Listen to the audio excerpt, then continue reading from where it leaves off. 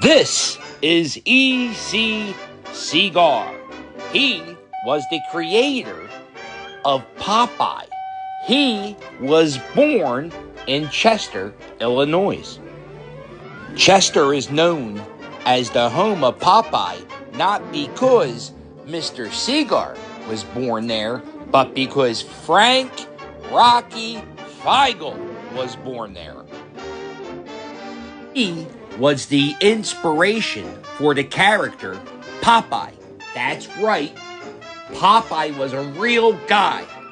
I just found this out an hour ago, and it astounded me. Astound, is that the right? No, it doesn't matter. It blew my mind so much that I said, I gotta make a video. I need to tell the world that Popeye was a real guy. And then doing research on that, I found out that Wimpy was a real guy. Holy God, Wimpy was a real guy? Where's the Wimpy card? Here it is. J. William Short.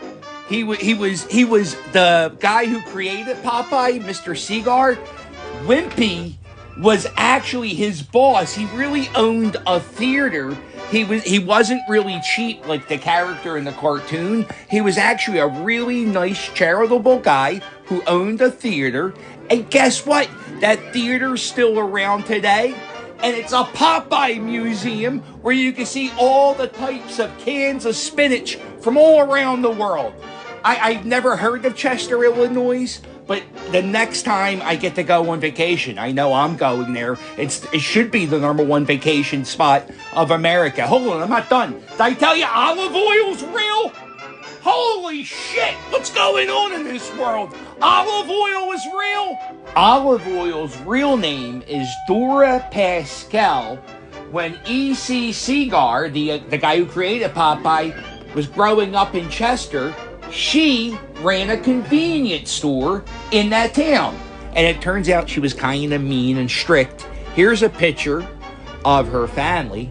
They seemed like a lot of fun. When she died poor, and she didn't have a headstone. The town raised some money recently, and this is her headstone. And as you see, she was really, really skinny. She kept her hair up, really in the bun. Her mother did the same thing, apparently. And in the 20s, she was a big flapper. I was kind of surprised to find out olive oil, when I found out that they were real, that blew my mind. And then 10 seconds after I found out that they weren't really married, I was disappointed. Isn't that odd? I didn't know it existed, and I was sad. It doesn't. So Chester has a walking trail with nothing but Popeye statues. There's olive oil, sweet pea, and whatever, the Jeep thing. Remember that thing? What was the story with that? And then there was Bluto, and then there's Wimpy, and they even have the Sea Hag with the vulture, and then Alice the Goon. I remember that name. I don't know what that is. I don't know what that does. It doesn't matter. But spending a day in Chester, Illinois, doing a Popeye day. Boy, does that sound fun. You know, I started thinking about Popeye and olive oil. Were they boyfriend and girlfriend? I don't know, because I remember olive oil, sometimes she would flirt around with Bluto or Brutus, whatever his name was, and she would get batty-eye with him. And then sometimes I remember Bluto would, actually beat olive oil. And Googling those images, Bluto hitting olive oil, this image came up of Popeye strangling olive oil. And then here's Popeye's dad. It looks like they're about to go bare-knuckle boxing. So go to Chester, Illinois, and do not celebrate Popeye.